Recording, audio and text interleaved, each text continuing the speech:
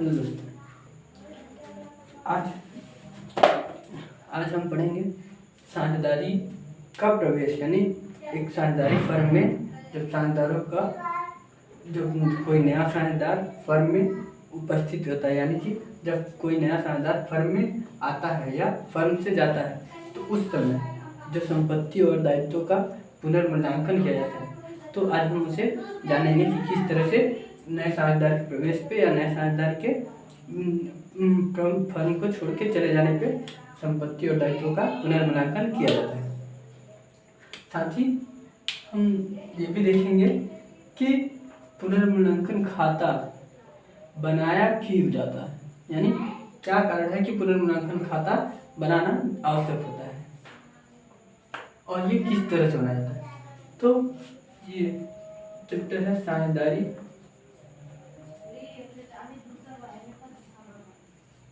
साझेदारों का प्रवेश, यानी साझेदारों का प्रवेश।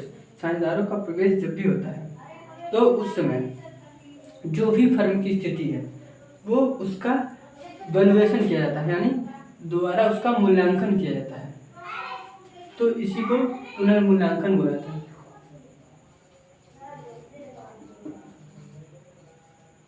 इसलिए इसको जो संपत्ति और दायित्वों का पुनर्मूल्यांकन किया जाता है, तो इसलिए किया जाता है ताकि जो उस समय जिस समय नया साझेदार फर्म में आ रहा है उस समय उस व्यवसाय की स्थिति को जाना जा सके कि कितना हमारे पास संपत्ति है, कितना दायित्व है, कितना प्रॉफिट हो रहा है या कितना लॉस हो रहा है।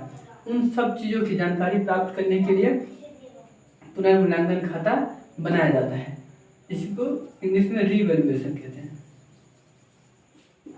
रीवैल्यूएशन, वैल्यूएशन का अर्थ मूल्यांकन हो गया, री का पुनर् हो गया, यानी कि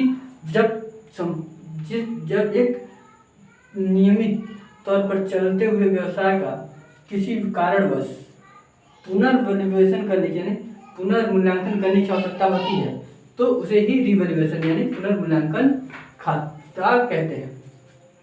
अब पुनर्मूल्यांकन खाता में होता क्या है और क्यों किया जाता है। तो पुनर्मूल्यांकन खाता व्यवसाय की, जैसा कि मैंने बोला कि पुनर्मूल्यांकन खाता एक बिजनेस की संपत्ति और दायित्वों की जानकारी प्राप्त करने के लिए ही बनाया जाता है कि हमारे व्यवसाय में जो उस समय जिस समय नया साझेदार फर्म में प्रवेश कर रहा है या फिर पुराना साझेदार फर्म से अवकाश ग्रहण कर रहा है, उस समय फर्म की स्थिति क्या है। अगर नया साझेदार फर्म में प्रवेश कर रहा है तो वो जानना चाहेगा कि फर्म कितना लाभ कमा रहा है कि नहीं, प्रॉफिट में है कि लॉस में है। तो उस सब की जानकारी प्राप्त करेगा, तब तो जाके वो फर्म में एंट्री होगा। और अगर कोई साझेदार फर्म से अवकाश ग्रहण कर रहा है तो उस अवकाश ग्रहण करते समय उसको भी तो कुछ चाहिए, जो भी उस समय की प्रॉफिट हो रही हो या तो लॉस हो रहा हो, जो भी हो उसमें तो उसका भी हिस्सा है। तो इसीलिए हम फर्म का वैल्यूएशन करते हैं, रीवैल्यूएशन करते हैं, यानी पुनर्मूल्यांकन करते हैं, ताकि जो भी हो उस समय प्रॉफिट लॉस जो भी हो रहा हो उसकी जानकारी सबको मिल सके और उसे आपस में बांट सके। तो हम देख लेते हैं आज रीवैल्यूएशन अकाउंट यानी पुनर्मूल्यांकन खाता किस तरह से बनाया जाता है। तो पुनर्मूल्यांकन खाता लाभ हानि खाते की तरह ही बनाया जाता है। जो पुनर्मूल्यांकन खाता है वो भी लाभ हानि खाते की तरह ही बनाया जाता है। इसमें भी दो ही पक्ष होते हैं। जब हम इसको डिफाइन करेंगे रीवैल्यूएशन अकाउंट को जब हम डिफाइन करेंगे तो हम इस तरह से कह सकते हैं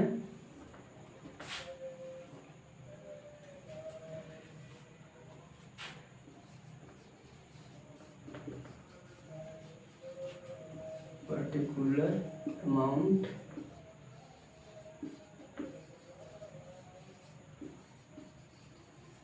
मतलब जब हम रीवैल्यूएशन अकाउंट बनाते हैं तो रीवैल्यूएशन अकाउंट को जब हम डिफिनेशन करेंगे यानी जब हम इसको परिभाषित करेंगे तो हम इसको ये कह सकते हैं, इसको इस तरह से परिभाषित कर सकते हैं कि जो रीवैल्यूएशन अकाउंट है यानी पुनर्मूल्यांकन खाता लाभ हानि खाते की तरह ही बनाया जाता है।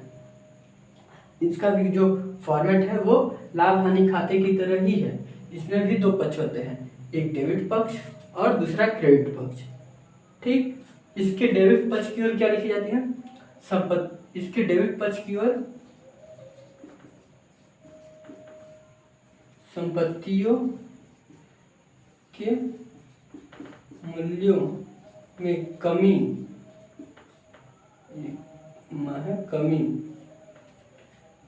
और दायित्वों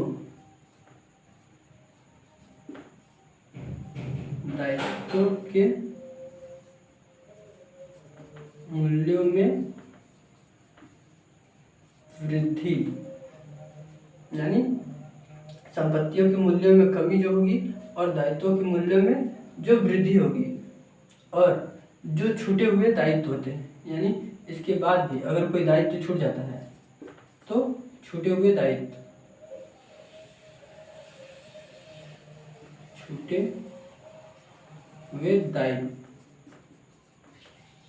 दायित्वों का लेखा। ठीक, क्या क्या रिवैल्यूएशन अकाउंट के डेबिट साइड क्या क्या लिखा था, संपत्तियों के मूल्यों में कमी, दायित्वों के मूल्यों में वृद्धि और छूटे हुए दायित्वों का लेखा इसके डेबिट पक्ष की ओर किया जाता है। और अगर इसकी क्रेडिट पक्ष की बात की जाए तो जस्ट इसका उल्टा, यानी संपत्तियों के मूल्यों में वृद्धि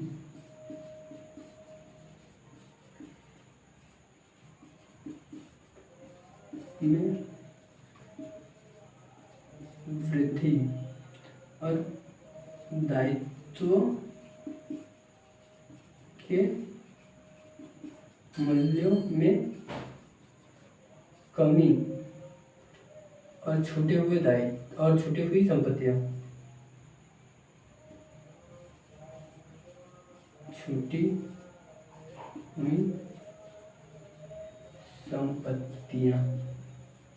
ठीक है, तो डेबिट का जस्ट अपोजिट लिखा जाता है। यहाँ जो डेबिट पक्ष में है वो संपत्तियों के मूल्यों में वृद्धि होता है, संपत्तियों के मूल्य में अगर कमी होता है तो वो डेबिट पक्ष में लिखा जाता है। इसका उल्टा, अगर संपत्तियों के मूल्यों में वृद्धि हुआ तो वो क्रेडिट साइड में लिखा जाएगा। अगर दायित्वों के मूल्यों में वृद्धि हुआ तो डेबिट साइड में लिखा जाएगा, और दायित्वों के मूल्य में कमी हुई तो क्रेडिट साइड में लिखा जाएगा। अगर कुछ दायित्व छूट जाते हैं, जैसे लिखना भूल गए या किसी कारणवश छूट जाते हैं, तो उनका लिखा डेबिट साइड में होता है। और अगर कुछ संपत्तियां छूट जाती हैं तो उनका लिखा क्रेडिट साइड में होता है। फिर दोनों पक्षों का योग कर लिया जाता है, यानी दोनों पक्षों का टोटल कर लिया जाता है। ठीक है, फिर इसके बाद दोनों पक्षों का टोटल कर लेता है। टोटल करने के बाद अगर डेबिट पक्ष का योग, यानी ये डेबिट पक्ष का योग कम है और क्रेडिट पक्ष का योग ज़्यादा है, तो अंतर की राशि लाभ कहलाता है। इसके विपरीत, यानी जस्ट अपोजिट में, अगर डेबिट पक्ष का योग ज़्यादा है, क्रेडिट पक्ष का योग कम है, तो अंतर की राशि हानि कहलाती है। तो इस लाभ हानि को साझेदारों के पूंजी खाता में उनके पुराने अनुपात या फिर उनके द्वारा तय किए हुए अनुपात में, पुराने अनुपात, निश्चित अनुपात या तो पूंजी के अनुपात में बांट दिया जाता है।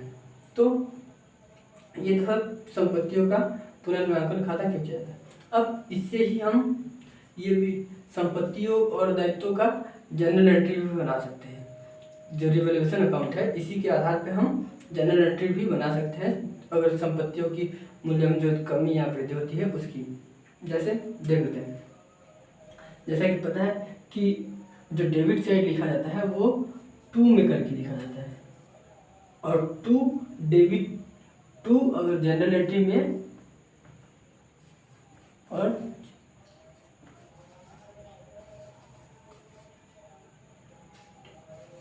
जनरल एंट्री में 2 नीचे आता है। डेबिट क्रेडिट ना लिख के हम लोग 2 का उपयोग करते हैं। क्रेडिट को दर्शाने के लिए हम 2 का उपयोग करते हैं, ठीक, और डेबिट को दर्शाने के लिए हम बाई का उपयोग करते हैं। तो जो 2 में है, यानी अगर संपत्तियों के मूल्य में कमी आती है तो रिवैल्यूएशन अकाउंट को डेबिट करेंगे, उसके साथ संपत्तियों के मूल्य में जिस भी संपत्ति का मूल्य में कमी आ रही है उसको हम क्रेडिट करेंगे, ठीक है। और अगर दायित्वों के मूल्य में वृद्धि हो रही है तो रिवैल्यूएशन अकाउंट को डेबिट करेंगे, और दायित्वों के मूल्यों में जिस भी दायित्व, जो भी क्रेडिटर्स, जो भी हो, हमारा लेनदार जो भी हो, उनके खाते को क्रेडिट करेंगे। ठीक है। और सेम इसी का उल्टा, अगर हमारी संपत्तियों के मूल्य में वृद्धि होती है तो उसका, संपत्तियों के मूल्य में अगर वृद्धि होती है तो जिस भी संपत्ति का, जैसे इन्वेस्टमेंट हो गया या फिर फर्नीचर हो गया, अगर या मशीनरी होगी, जिस भी संपत्ति का मूल्य बढ़ रहा है तो उसको डेबिट करेंगे। जैसे फर्नीचर का मूल्य बढ़ा तो फर्नीचर को डेबिट करेंगे और रिवैल्यूएशन को क्रेडिट करेंगे। क्यों? क्योंकि जो बाइक जो यानी जो लाभ हानि के क्रेडिट पक्ष की ओर है वो डेबिट में जाता है, वो सारी मदें जनरल एंट्री के डेबिट में जाती हैं और जिसका खाता है वो क्रेडिट में चला जाता है। ठीक है। तो अगर संपत्तियों के मूल्य में वृद्धि हुआ तो वो डेबिट में चला जाएगा, जिस भी संपत्ति का मूल्य वृद्धि हुआ वो डेबिट हो जाएगा और रिवैल्यूएशन अकाउंट क्रेडिट हो जाएगा। अगर दायित्वों के मूल्य में कमी हुई तो भी जिस भी दायित्व के मूल्य में कमी हुआ है वो डेबिट हो जाएगा और रिवैल्यूएशन अकाउंट क्रेडिट हो जाएगा। ठीक है।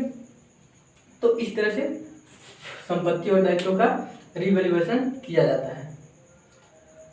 तो हमने देख लिया कि जनरल एंट्री में भी किस तरह से इसके आधार पर जनरल एंट्री भी बना सकते हैं और रिवैल्यूएशन अकाउंट किस तरह से आसानी से बना सकते हैं और किस तरह से इसके फॉर्मेट के आधार पर हम इसको परिभाषित भी कर सकते हैं, यानी इसकी परिभाषा यानी डेफिनेशन भी निकाल सकते हैं और दे सकते हैं। तो अब एक क्वेश्चन कर लेते हैं, एक एग्जांपल कर लेते हैं।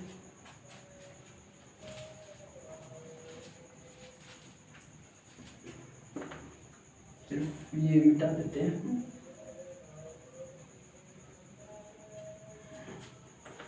फॉर्मेट रहने देते हैं, सिर्फ इसको मिटा देते हैं और क्वेश्चन देख लेते हैं। तो मेरे पास ये क्वेश्चन है, example number 11।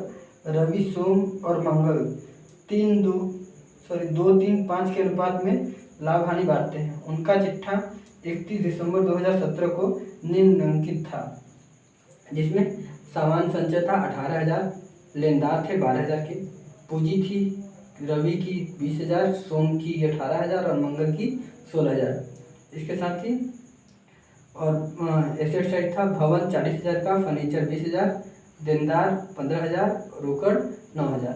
Total asset side का टोटल 84,000 है और लायबिलिटी साइड का भी टोटल 84,000 है। इसके साथ अब 1 जनवरी 2018 को मंगल अवकाश ग्रहण करता है, यानी 3 साझेदार थे, रवि, सोम और मंगल, जिसमें से मंगल अवकाश ग्रहण कर रहे हैं। तो उस दिन निम्नलिखित को ध्यान में रखकर लाभ हानि समायोजन खाता बनाना है। तो लाभ हानि खाता बनाना है, तो जिसमें भवन और फर्नीचर में 5% की वृद्धि हुई, यानी जो भवन है और जो फर्नीचर है उसमें 5% की वृद्धि हुई, यानी भवन हमारा कितना था 40,000 और फर्नीचर 20,000, यानी भवन 40,000 का था गुणे 5/100, 5% की वृद्धि हुई। और जो फर्नीचर था, ये फर्नीचर था और ये बिल्डिंग था। ठीक, बिल्डिंग 20,000 की थी जिसमें 5% इसमें भी वृद्धि हुई। तो ये कट गया, ये कट गया, ये कट गया, 4×5 20, 2,000 हो गया और 5×2 10, यानी 1,000 हुआ। तो इधर हम लिख देंगे बाई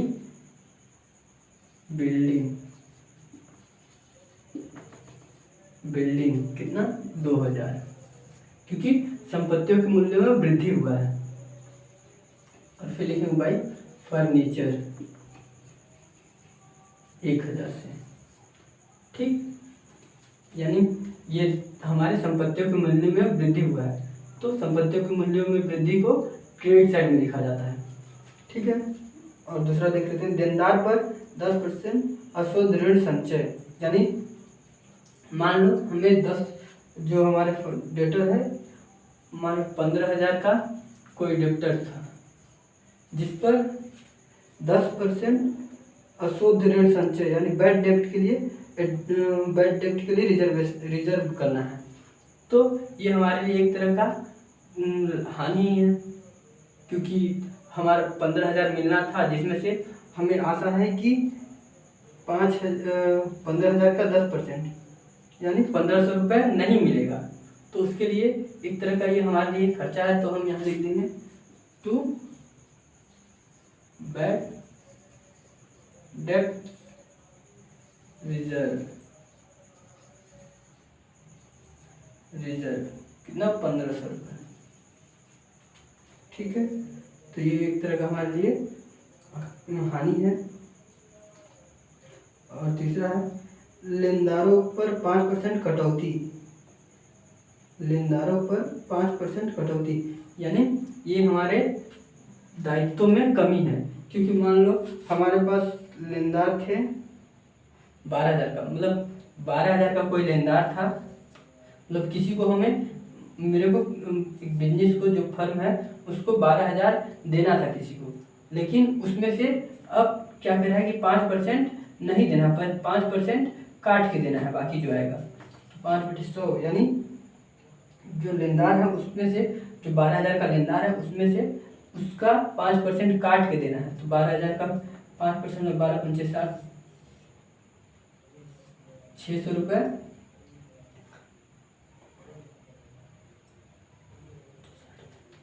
600 रुपये नहीं देना है, यानी 12,000 में से 600 रुपये नहीं देना है।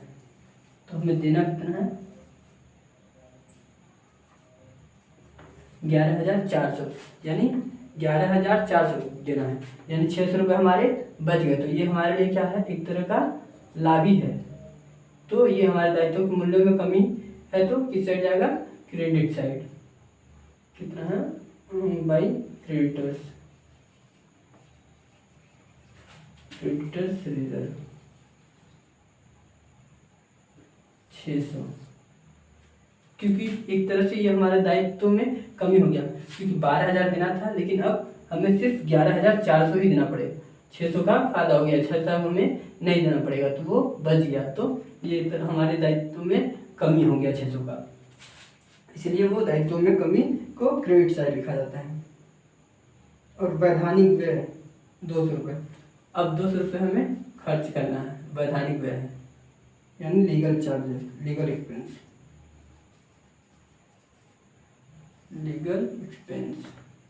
कितना 200। ये हमारे लिए एक तरह का खर्चा है। तो चूँकि व्यय है संपत्तियों के मूल्य में वृद्धि, एक तरह का हमारे लिए खर्चा है, तो भी हमारे डेबिट साइड में आ जाएगा।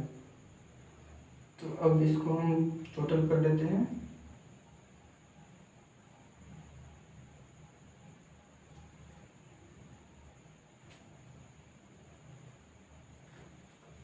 अब इसका टोटल कर लेते हैं, तो ये हो जाएगा 2 1 3,600 और ये 1,500 है, ये 1,500 और प्लस 200 यानी 1,700 ही आ रहा है।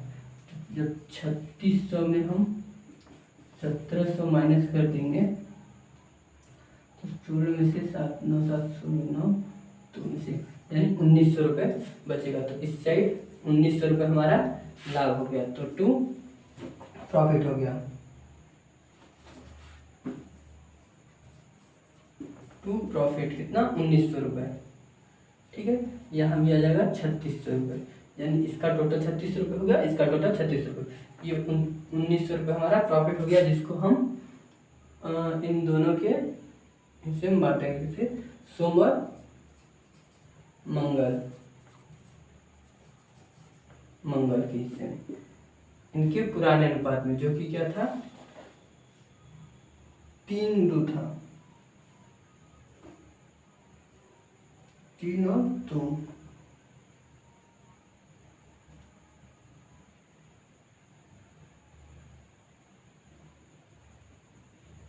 सॉरी, ये तीनों रवि भी एक 3 साझेदार है,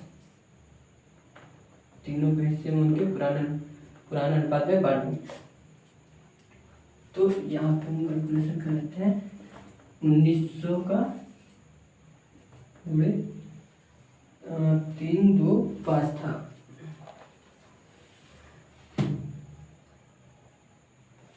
2 3 5, इसका 2 है, इसका 3 है और इसका 5 है। 3 2 5 1 5 10, तो ये 2/5 रवि का हो गया।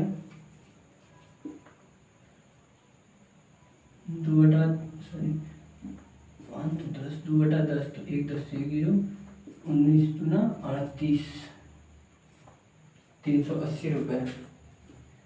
380 रुपये रवि का हो गया। और फिर यहाँ पे हम 3 रख लेते हैं बस, तो 19 या 57, यानी 570 रुपये सोम का हो गया। और फिर एक बार 5 यहाँ रख लेते हैं, तो 19 पंचे 90, 76, 19 पंचे 95, सॉरी 95, यानी 950 रुपये। 950 रुपये।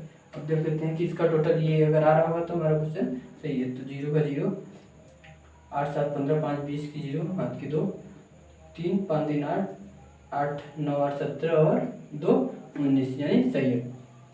तो ये हो गया रवि का हिस्सा 380 रुपये और सोम का 570 रुपये, मंगल का 950 रुपये। तो ये इनके हिस्से में प्रॉफिट है, जो कि पुराने अनुपात, इनका ये 2 3 और 5 इनका पुराना लाभ हानि अनुपात है, जिसमें हमने बांट दिया। तो ये हमने देखा कि किस तरह से पुनर्मूल्यांकन खाता को उसके फॉर्मेट के आधार पर परिभाषित भी कर सकते हैं और सॉल्यूशन भी करके दिखा दिया कि किस तरह से किया जाता है। तो आज के लिए बस इतना ही।